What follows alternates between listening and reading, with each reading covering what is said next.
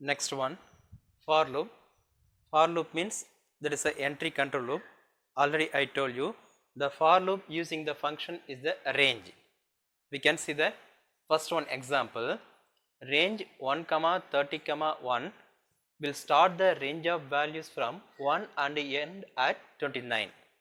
So in this range 1 is the start value, 30 is the ending value, 1 is the increment value.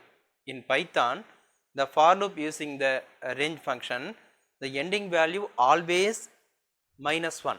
Always minus 1 means what ending value they have given, we have to subtract the increment or decrement value. That means now it will be execute the program start from the 1 to 29. That means 30 minus 1. That means the ending value minus increment value. So 29 up to 29 the number will display there. Okay. Second one example, the range 2 comma 30 comma 2. 2 is the start value, 30 is the ending value, increment value is the 2. So what is the output of this range of function means 2 start value is a 2. Next one increment by 2, increment value is a 2. So 2 plus 2 4, 4 plus 2 6, 6 plus 2 8, 8 plus 2 10 up to 28 the number will display there because ending value is a 30, 30 minus increment value there is a 2. So 30 minus 2 28 up to 28 the range will execute. Third one range 30 comma 3 comma minus 3, start value 30, end value 3, decrement value minus 3. So if I run this range function means what is the output of this range function means 30, first one start value is 30 minus 3, that means decrement the value. So 30 minus 3 27, 27 minus 3 24, 24 minus 3 21, 21 minus 3 18 up to 6, the last one number is a 6, till 6 it will be executed because the final value is a 3.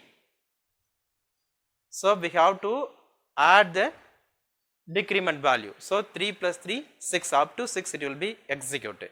Here they have given the decrement value, in previous the range of value they have given the increment value. Here we have to subtract the value from the ending value. Here they have given the increment value is the minus 3, we have to add this value, that means is the ending value plus decrement value. So up to 6 that will be executed. We will consider this value 20 as the end value or upper limit. So end value we can also call as the upper limit and start the range of count from 0 to 19. So 0 to 19 means the end value is the 20. So 20 minus 1 90. So the number it will be displayed as start from 0 to 19. Okay. Next one, for loop execution. Initially actually for loop is the entry check loop. Initially it will be initial the value compare with the ending value. If the condition is satisfied means the body of the statement block will execute. It will be repeat till the condition is satisfied. That means the ending value, the last item will reach, there will be exit from the loop. So here the last one step they have given.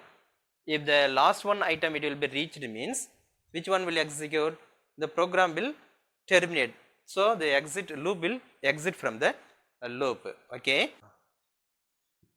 Example 6.9, program to illustrate the use of for loop to print a single digit even number for I in range 2 comma 10 comma 2. For is the keyword, I is the counter variable, in is the keyword, range function they are used, start value is the 2, end value is the 10, increment value is 2. So initial value is the 2, the 2 assigned to counter variable. Now I value is a 2. So print I. So I value is a 2, 2 is printed there. Next one end equal to, they have given within the single quotation only the empty space, single character empty space. So after display the number 2, it will be provide the one character space.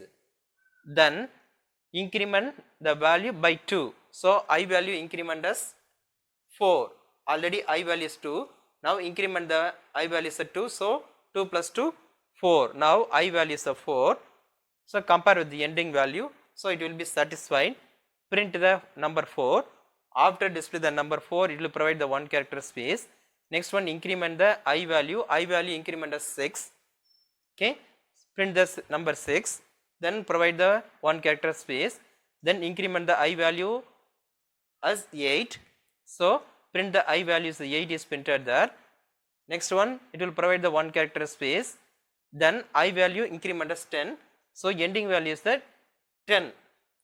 So in Python program the range of the value in for loop always ending value minus increment value, so up to 8 it will be executed, so condition is not satisfied, so output of this program 2 4 6 8 till 8 it will be displayed there.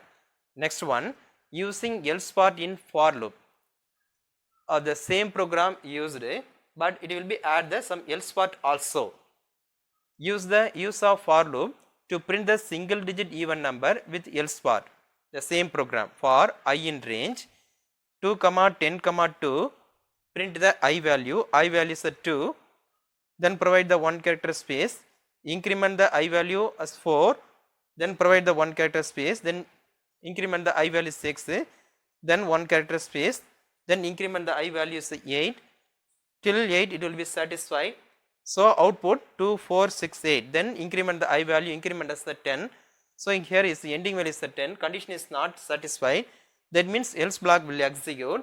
In else block what they have given means end of the loop, after this number 2 4 6 8 after the 8 in new line, because slash n means a new line, what message that will display there means end of the loop is displayed there. That is the output of this program.